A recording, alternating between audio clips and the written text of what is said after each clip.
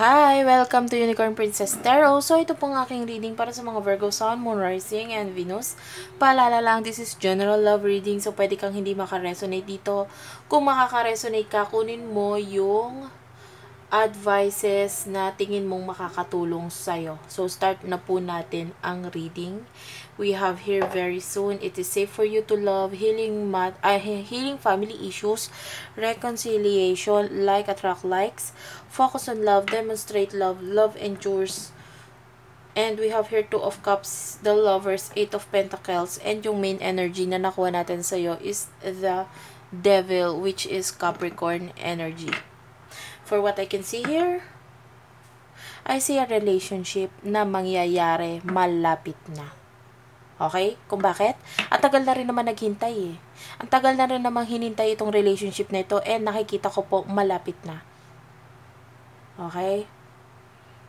Huwag ka lang mawala ng pag-asa. For some of you, I feel someone here na nawawala ng pag-asa. There's a family here. I see a family, children, na maaaring mas nagfo-focus yung attention doon. And I feel like some of you are nawawala na ng pag-asa. Pwedeng ikaw, pwedeng yung person mo. And mas nagko-concentrate na lang dito sa bagay sa harapan niya. Development niya, money niya, and career niya. But then, I feel like there's a relationship here. Alam mo yung person mo na nakukuha ko dito, kung dati parang wala siyang pakialam or hindi siya nagbibigay ng attention, or for some of you might be like hindi naman totoo to, ganyan, hindi siya naniniwala sa mga ganyan. For what I can see here, naniniwala na siya. If there's soulmate connection here, high possibility soulmate and twin flame connection, I feel like your person is starting to realize all of that. And parang I will get you. Sabi niya ganun. Parang kukunin kita. Akin ka. O, diba? With the 8 of Wands, 5 of Swords, 6 of Pentacles, King of Pentacles, 10 of Pentacles, the Star. Wow!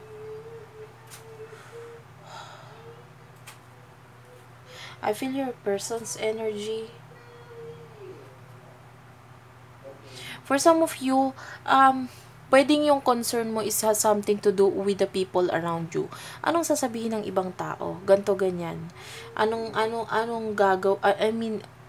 okay lang ba sa kanila? Pwede kasing has something to do with the relationship na medyo magulo. Or medyo hindi pwede. Pwedeng has something to do with the family issues right here. But then, it is telling you, it is safe for you to love. Kumbaga, wag mong isipin yung mga problema dito kung ano man ito. Focus on love. I feel like for some of you, you're focusing on someone na no longer, kumbaga, hindi naman talaga match. Okay? Parang Beauty and the Beast ang nakikita ko. I am pertaining to the looks. And not only the looks, pero yung hindi talaga bagay. Parang ganon. Pero kahit papano nagwo-work. Or kahit papano kailangan pagtiyagaan. But there's 5 of Swords.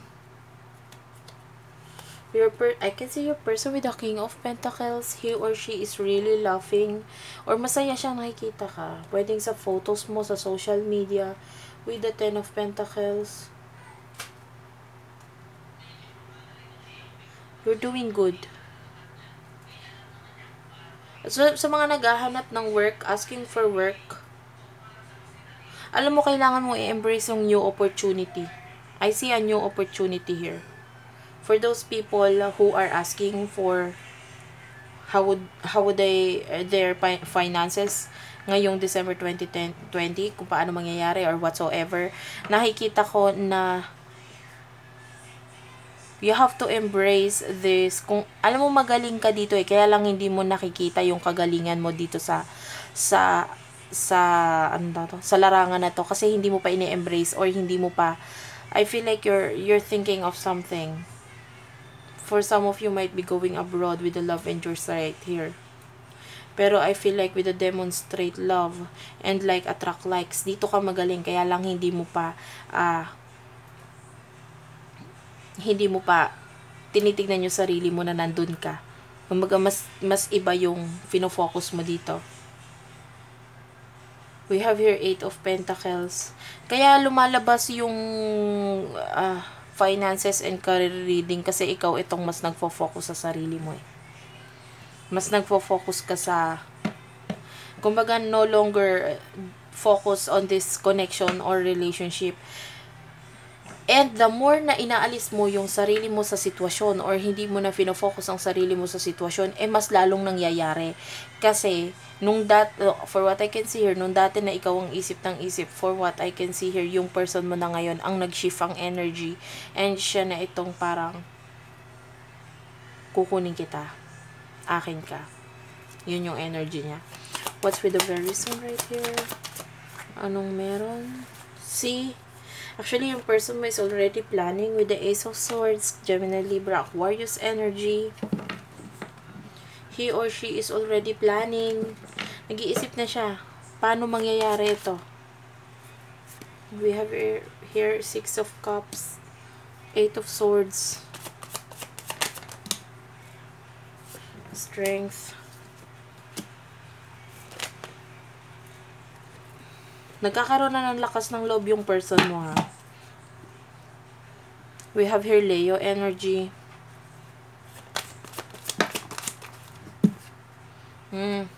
Kailangan mo lang, I see someone here. I feel like someone here is like pinaglalabanan or yung sarili mo yung kalaban mo ngayon. Inaaway mo ngayon. Hindi man inaaway. Pero I feel like you're not being honest dito sa sarili mo. Hindi ka nagiging honest sa sarili mo. There's a lot of love here between the two of you.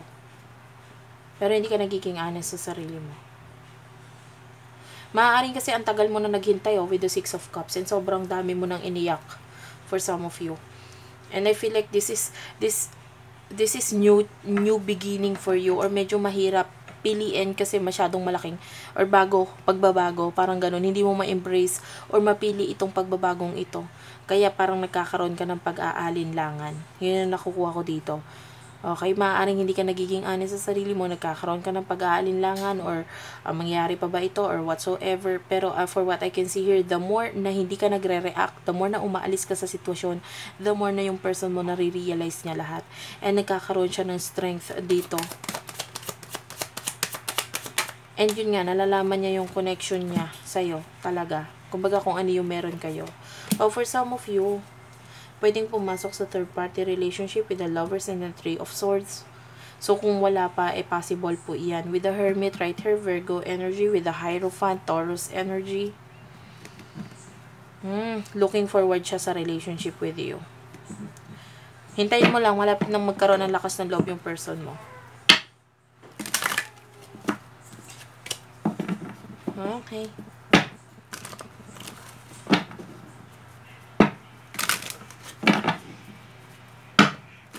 Maaaring yung sa emotion niya yun, no? Hindi niya pa nasasabi or hindi niya pa inaamin. So, maaaring malapit na yun. I can see someone here na lumalakas na yung loob. Magkakaroon na siya ng way. Or kung hindi man way.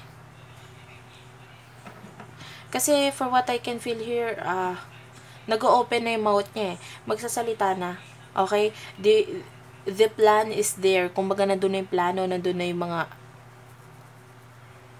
pwedeng hindi this December 2020, pero I can feel like your person ngayong December 2020, maraming marirealize. And, yun nga, lalakas na yung loob niya para sabihin sa'yo. What's with the strength? I'm sorry. Why did I say strength? Nakikita ko kasi talaga lumalakas ng loob yung person mo eh.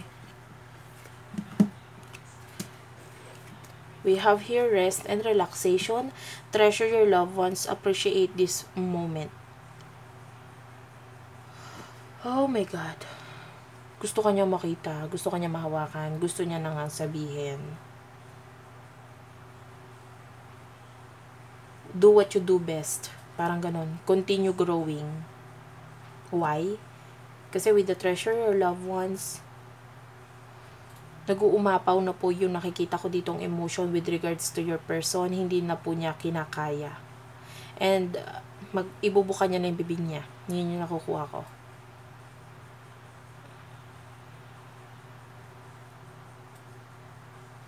Appreciate this moment. Every situation is an opportunity to grow and find love.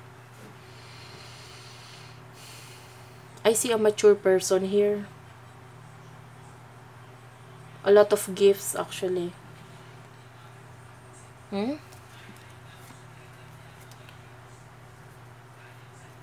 So, malapit na. Kung ano man yung hinihintay mo with regards to your person, whether it is pagkikita, malapit na. Whether it is words, malapit na. Paghahawak kamay, malapit na. All you have to do is rest or magpahinga ka. And I feel like you need to focus on yourself, magpaganda ka, ayusin mo yung sarili mo, mag-grow ka lang. Or kung may mga bagay kang kailangan pang ayusin sa sarili mo, is mag-focus ka lang dyan. I feel like you have to get out of your comfort zone. So, kung ano man itong nagpapahirap sa iyo, ay kailangan mo nang tanggalin yon. Kasi malapit na. Okay? So, ayun o. Wow. Reconciliation. We have your reconciliation, retreat, deception. Yeah. Malapit na mangyari itong pagkikita na to. Kailangan mong alisin yung itong toxicity na ito. And if there's deception or someone who is wearing a false mask, I feel like this is you kasi pinaglalabanan mo yung sarili mo for now. And yeah, huwag kang mag-negative think. Yun lang yun. Kasi yung person mo is malapit na. So, thank you for watching. I hope naka-resonate kayo. Please do like and subscribe to our channel, Unicorn Princess Tarot. Maraming salamat po.